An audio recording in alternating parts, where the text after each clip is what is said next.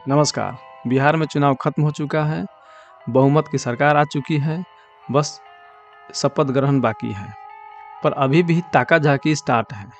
कुछ नेताओं को लग रहा है कि अभी भी नीतीश कुमार बीजेपी का साथ छोड़कर हमारे साथ आ जाएंगे और फिर नया सरकार बना लेंगे और बड़ी आराम से 5 साल तक सरकार चलाएंगे।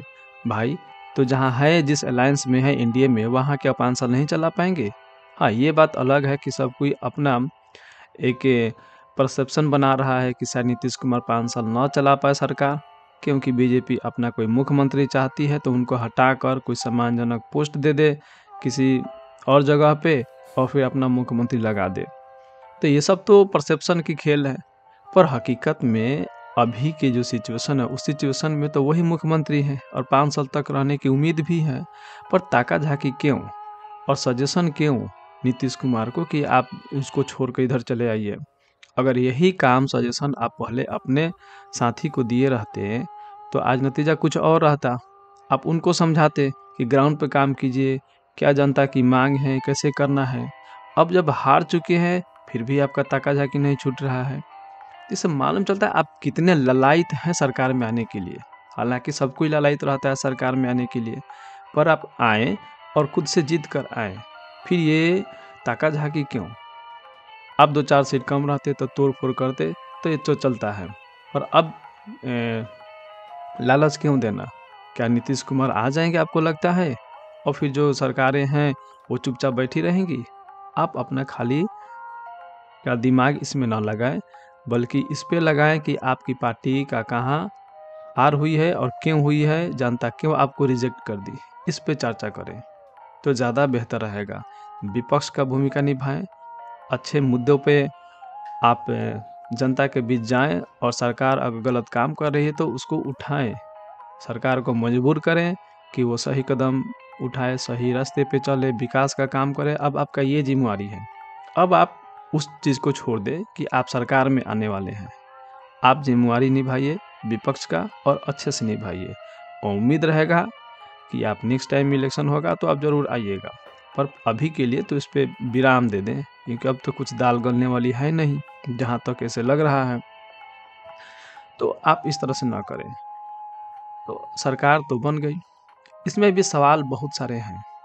काफ़ी सारे सवाल विपक्ष की तरफ से उठाए जा रहे हैं। कितने सवाल वाजिब हैं, कितने नहीं हैं, ये तब बिहार की जनता तय करेगी।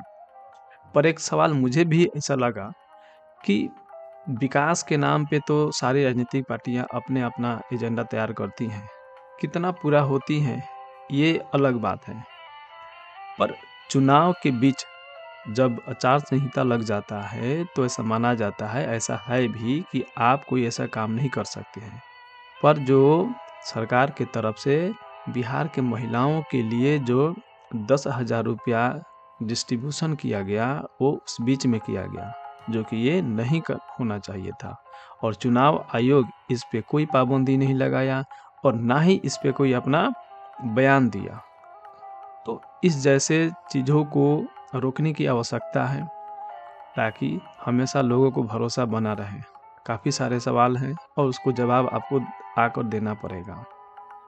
वोट चोरी क्या है, क्या नहीं है, ये तो अब वो लोग जाने। राजनीतिक पार्टियों का अपना एक फंडामेंटल चीज़ें होती हैं जिन पे आरोप प्रत्यारोप लगते हैं, पर जो चीज़ें बुनियादी हैं, जिस चीज़ की ज़रूरत है जनता की, उस चीज़ को भी नज़रअंदाज नहीं किया जा सकता। तो आप बेहतर वर्क करें। उम्मीद है आप सिर्फ ढकोसलेबाजी और सिर्फ फर्जीवाड़े के आप वादे करके नहीं आप निकल जाएंगे 5 साल तक। तो आप बाकायदा काम करेंगे और उम्मीद है। और जो जंगल राज की परिभाषा गढ़ी जा रही थी, ठीक है, ऐसा कोई राज, किसके राज में कुछ खून खराबा और अत्याचार नहीं होते, सबकी राज में होती है। तो इस राज में भी हुई। उम्मीद है इसमें भी जो पहले बढ़ोतरी हुई है क्राइम की, इसमें कमी आएगी और मान सम्मान जिसका है, वो जिसका भी मान सम्मान हो वो बरकरार रहे, किसी को ठेस ना पहुँचे, ऐसे उम्मीद है इस नई सरकार से।